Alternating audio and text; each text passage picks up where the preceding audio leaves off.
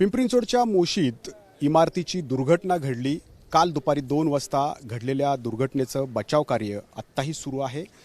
23 मधले जवळपास 15 जणांना बाहेर काढण्यात यश आलेलं आहे आणि आत्ता 8 ते 9 जण आणखी अडकल्याची भीती व्यक्त केली जाते। एकाचा मृत्यू आत्ता हा व्हिडिओ बनवेपर्यंत तरी झालेला आहे। आत्ता आपल्यासोबत ही घटना घडल्यानंतर पहिल्या क्षणापासून या घटनास्थळी बचाव मोहिमेत असणारे अग्निशमन दलाचे ऋषिकांत चिपाडे सर आहेत। सर, कसं हे सगळं बचावकार्य आहे, काय काय नेमकी आव्हानं आपल्यासमोर आहेत?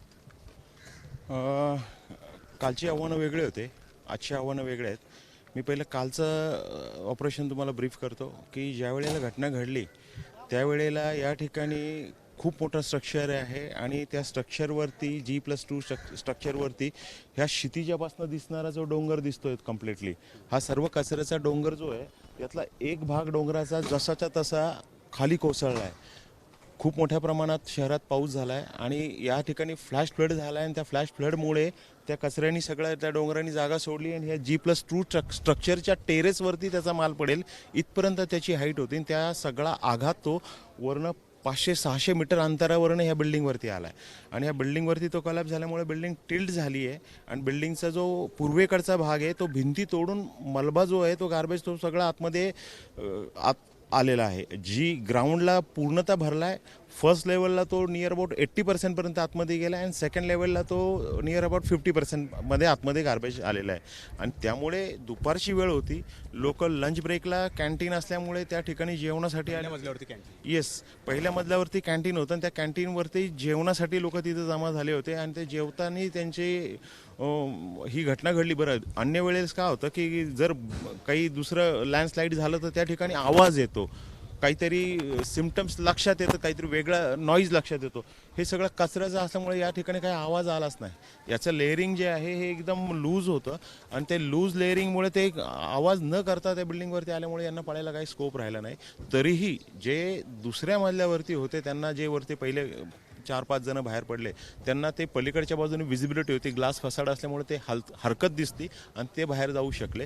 पण रिमेनिंग जे पीपल्स आहेत ते आतमध्ये ट्रॅप झाले होते आणि ते अशा पद्धतीने गार्बेज आतमध्ये आल्यामुळे जिना जो आहे सिंगल स्टेअरकेस बिल्डिंग आहे त्या जिन्यामध्ये पण गार्बेज आतमध्ये पलीकडनं घुसले। त्यामुळे आम्हालाही आतमध्ये एंट्री मिळत नव्हती, आम्हाला फोर्स एंट्रीचा वापर करावा लागला। इमारतीच्या साईड पोर्शनमधनं आतमध्ये जावं लागलं। पहिल्यांदा एक व्हर्टिकल एक एंट्री मिळवली आम्ही आणि त्या ठिकाणी कोअर कट घेऊन आतमध्ये जाऊन सर्च ऑपरेशन करण्यासाठी ज्यावेळेस कोअर कट घेतला त्यावेळेला आतमध्ये जागा नव्हती। फक्त जे POPची एवढी स्पेस राहिली आहे त्या POPच्या स्पेसमध्ये जागा बनवत, एअर लाईन आतमध्ये टाकत, एअर बॅग्स आतमध्ये फुलवत जागा बनवत ऑपरेशन सुरू केलं। म्हणजे तुम्ही आतमध्ये जायला, म्हणजे 2 वाजता समजा घटना घडली तर आतमध्ये तुम्हाला प्रवेश करायला किती वेळ लागला साधारण, आणि तिथं गेल्यानंतर त्यांना बाहेर काढण्याचं एक मोठं आव्हान होतं। जसं तुम्ही म्हणताय की फक्त POPच्या स्पेसमधून तुम्ही गेलात, तर ते काय आव्हान होतं? पहिल्यांदा तर बिल्डिंगचं जे स्ट्रक्चर आहे त्या बिल्डिंगला आम्हाला कोअर कट मारायला, कारण ही बिल्डिंग खूप हेवी बांधकाम केलेलं आहे। युजली एक सामान्य बिल्डिंगला स्लॅब 6 इंचाचा असतो, याचा जवळपास 10 ते 12 इंचाचा स्लॅब आहे। स्ट्रक्चर खूप हेवी आहे। आमचे कटर्स देखील आतमध्ये डेप्थला तेवढ्या पोरत नव्हते। डायमंड चेसॉव वापरून आतमध्ये कोअर कट मारले, ब्रेकर्स वापरले आणि मग त्याच्यानंतरनं व्हर्टिकल एक्झिट मिळवलं।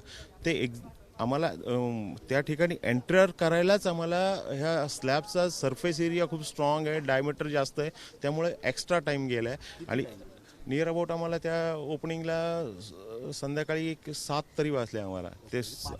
येस, तोपर्यंत आम्ही सराउंडिंग सगळ्या बाजूनी माल काढून एंट्री करण्याचा प्रयत्न केला होता, परंतु ते सक्सेस होत नव्हतं आणि आतमध्ये कॅज्युअल्टी आम्हाला त्या ओपनिंग मिळतीये त्या ठिकाणी त्यांचा नॉईज ज्यावेळेस मिळाला त्यावेळेस आम्हाला त्यांची पोझिशन आयडेंटिफाईड झाली आणि इथे आपल्याला स्कोप घेता येईल। बिल्डिंगचे ड्रॉइंग्स आम्हाला अवेलेबल झाले आणि त्यानंतरनं बिल्डिंगला कसं होतं की ओपनिंग करायला कुठेही करून चालत नाही। काही ठिकाणी कॉलम बीम जर असेल आणि आपण तिथे जर पंक्चर केलं तर building will be collapse. That's why त्याचे प्लॅन आमच्या ताब्यात आल्यानंतर आम्हाला ते एंट्रन्स मिळवणं सोपं झालं। 5 तासानंतर जेव्हा तुम्ही आत गेलात, तुम्ही म्हणता की कॅन्टीनच्या तिथं सगळेजण हे अडकलेले होते, सगळे जेवणाच्या परिस्थितीतच असतील, डबे उघडे असतील, ती कशा परिस्थितीत तिथं आढळले ते, ज्यांना सुरुवातीला 6 जणांना बाहेर काढलं तेव्हा? आतमधली परिस्थिती एकदम भयानक होती। ते लोक जे गार्बेज आहे त्या गार्बेजच्या हिपमध्ये अडकलेले असल्यामुळे त्या गार्बेजची खूप सारी उष्णता निर्माण होते आणि त्या उष्णतेमुळे त्यांना तिथं सफोकेशन होत होतं. त्या सफोकेशनमध्ये त्यांना व्हेंटिलेशन मिळावं, एक्स्ट्रा एअर मिळावी या दृष्टीने मेकॅनिकल व्हेंटिलेशन आतमध्ये प्रोव्हाइड करण्यात आलं, ज्याच्यामुळे आतमधले इमारतीच्या आतमध्ये ज्या टॉक्सिक गॅसेस तयार होतात आहेत, मिथेन जो प्रोड्यूस होतोय तर तो बाहेर निघावा व आतमध्ये फ्रेश एअर व्हेंटिलेट व्हावी व त्यांना ऑक्सिजन मिळाल्यामुळे त्यांचा सर्वायवल टाईम वाढावा या दृष्टीने आपण ऑक्सिजन प्रोव्हाइड केलं. सेकंडली लाईट आतमध्ये प्रोव्हाइड केल्यानंतर त्यांना आपली पोझिशन कळते आहे का, की ते आपल्याला पाहतात आहेत का, आणि ते जर दिसत असेल त्यांना आपण त्यांना मदत पुरवू शकतो या दृष्टीने कम्युनिकेशन करण्यात आलं. थर्ड वन, नॉईस चेक करत त्यांचा साऊंड घेत आपल्याला त्यांचे लोकेशन्स त्यांना नॉक करायला सांगितलं, कुठे आहे तुम्ही आवाज करा, त्या आवाजाच्या पोझिशन्स घेत त्यांना आयडेंटिफाय केलं. आणि आतमध्ये जागा नव्हती, जागा नसल्यामुळे आम्हाला एअर बॅग्स टाकून आतमध्ये स्पेस बनवावी लागली. एअर बॅगने बॅग फुलवायची, स्पेस बनवायची, पुढे पुढे सरकायचं.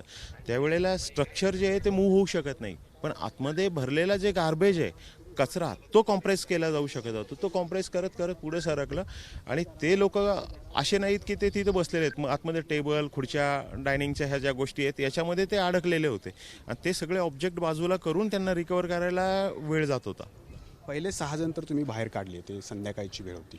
मध्यरात्री 2 वाजता 1 ते 2च्या दरम्यान 3 जणांना बाहेर काढलं. ते सगळे त्यांचे पाय, बॉडी जी आहे ती या ठिकाणी या स्ट्रक्चरच्या स्लॅबच्या खाली अडकलेली होती. ती काय परिस्थिती होती? कारण त्याचा एक व्हिडिओ समोर आला आहे जो सगळ्यांना विचलित पण करतोय तो. हो, ॲक्च्युली काय आहे की बिल्डिंगच्या खाली जे फॉल सिलिंग असतं, नियर अबाउट 600 to 800 mm पर्यंत ते फॉल सिलिंगचं त्यांना तिथे ठेवलं. ACचे पाईप्स, इलेक्ट्रिकल सिस्टम्स वगैरे त्या सर्व सिस्टमच्या फॉल सिलिंगला जे आपण POP करतो त्या पद्धतीने ते केलेलं आहे. त्याची एक स्पेस आहे आणि त्या लेवलला बिल्डिंगच्या खालचा जो बीम आहे तो नियर अबाउट 600 mmचा आहे आणि त्या बिल्डिंगच्या बीमच्या पलीकडच्या बाजूत जर कोणी अडकलं तर आपल्याला कचऱ्यापर्यंत जाता येतं, पण बीम क्रॉस करता येत नाही आहे. तर त्या बीमच्या पलीकडे जाण्यासाठी आपल्याला जी स्पेस बनवावी लागते, तो कचरा काढून बाजूला, बरं मातीचा कचरा असेल तो लवकर काढता येईल, ह्या कचऱ्यामध्ये प्लास्टिक असल्यामुळे हे असं आतमध्ये अडकलेले प्लास्टिक आहे ते ओढून नाही काढता येते.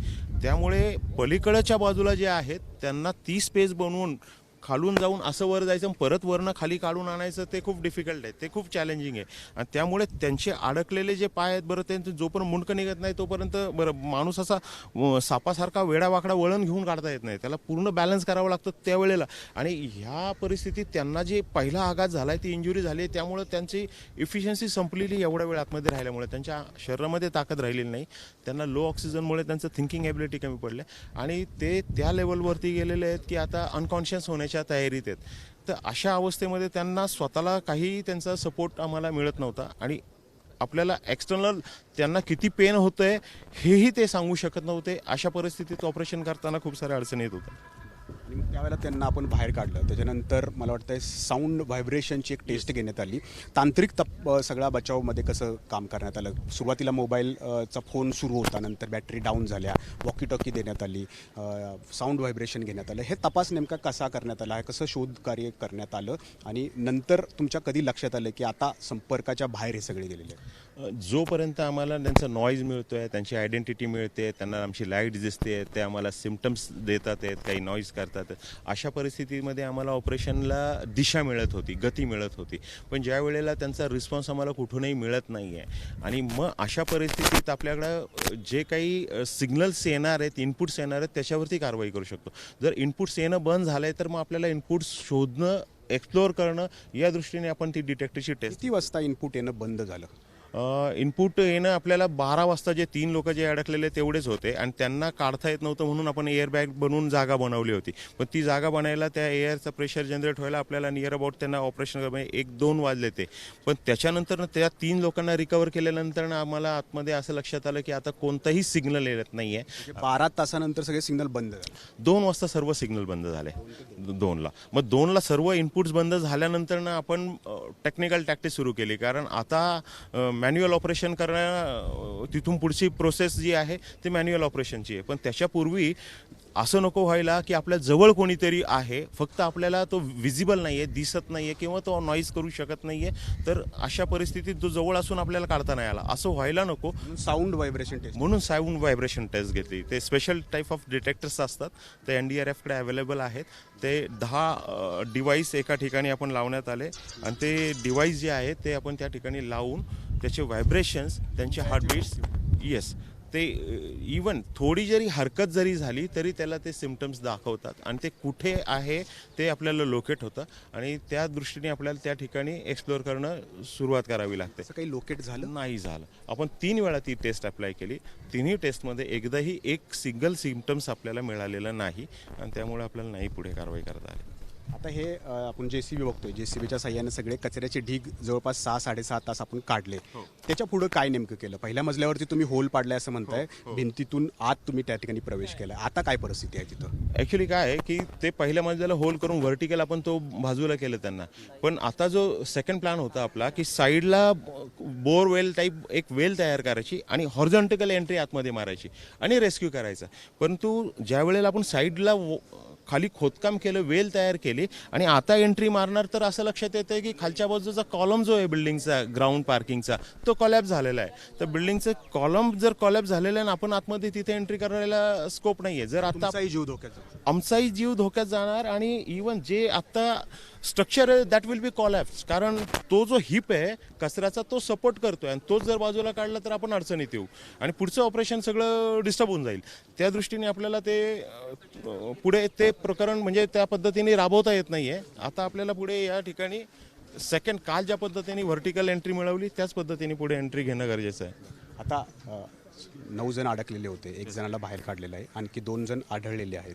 मग त्यांना बाहेर काढताना काय आव्हानं आहेत आपल्यासमोर? सर हे काय होतं आहे की आता माल जो आहे ना आतमध्ये गार्बेज ते इतकं टॉप लेवलला भिडलेलं आहे की विजिबिलिटी पण नाही आहे आणि काही आतमध्ये माणसाला असं झोपून रांगत सरपटत जायला पण जागा नाही आहे. कचरा बाहेर काढणं हे सगळ्यात मोठं आव्हान आहे. आणि कचरा काढावा तर बिल्डिंगही कॉलॅप्स होती. म्हणजे इकडं आड तिकडं विहीर अशी अवस्था आली. कचरा काढल्याशिवाय बॉडी कव्हर नाही करता येणार आणि कचरा काढावा तर बिल्डिंग कॉलॅप्स होती. हे दोन्ही अडचणीत जिथे कचरा काढून आपल्या बिल्डिंगला त्रास होणार नाही या ठिकाणचा थोडा थोडा कचरा अंदाज घेत काढणं आहे आणि बॉडी जवळ जागा बनवणं आहे की जिथे कुठे ह्युमन ऑर्गन दिसतात त्या ठिकाणी आपल्याला त्या पद्धतीने बाहेर घेणं आहे. त्यांना आता 21 तास उलटत आलेले आहेत आणि बचाव कार्य सुरू आहे. किती जवान आहेत? आणि दुसरा एक महत्त्वाचा प्रश्न म्हणजे जिथं आत्ता आपण गेलो कॅन्टीन त्याच्या खाली पार्किंग आहे, पार्किंगमध्ये पण कुणी आढळलेलं आहे का? तर किती जवानांकडून आत्ता सगळं हे बचाव कार्य सुरू आहे? या ठिकाणी आता जवळपास PCMCचे आमचे एक 8 ते 10 स्टेशन इथे काम करत आहेत. ॲज वेल ॲज आर्मीचं युनिट पण आहे आणि NDRFचे पण टीम्स आहेत, पोलीस प्रशासनही आहे. हे सगळं जॉईंट ऑपरेशन चालू आहे. परंतु आजच्या तारखेला पार्किंगमध्ये काय आहे किंवा नाही आम्ही त्या लेवलवरती अद्याप पोहोचलेलोच नाही आहे. आत्ता आमचा जो पोर्शन आहे की फर्स्ट फ्लोअर जो आहे त्याचंच सर्च आमचं कंप्लीट झालेलं नाही. Until and unless first floor आम्हाला कव्हर करता येत नाही तोपर्यंत आम्ही पार्किंगला पोहोचू नाही शकणार. किती वेळ लागू शकतो? काही अंदाज बांधता येतोय? नाही, कारण कन्सिक्वेन्सेस जसं ओपन करू तसे चेंज होत जातात आहेत आणि आतमध्ये ओपन केल्यावर विजिबिलिटी आल्यावरती असं लक्षात येतं की हे प्लॅन आपला होत नाही आहे, पुढे प्लॅन चेंज करून पुढे जावं लागतं. त्यामुळे एक्झिक्युशनला किती वेळ लागेल हे आत्ता बोलणं योग्य नाही होणार. तर आत्तापर्यंत 21 तास उलटून गेलेले आहेत. बचाव कार्य आत्ताही सुरू आहे. पहिल्या मजल्यावरती सगळा कचरा आत आलेला आहे.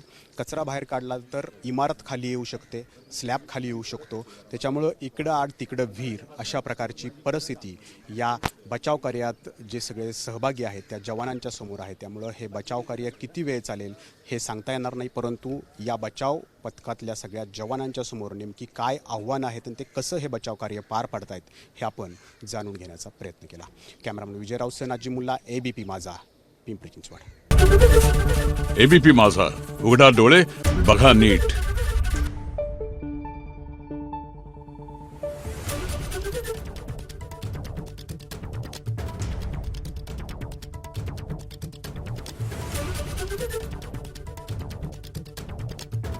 Thank you.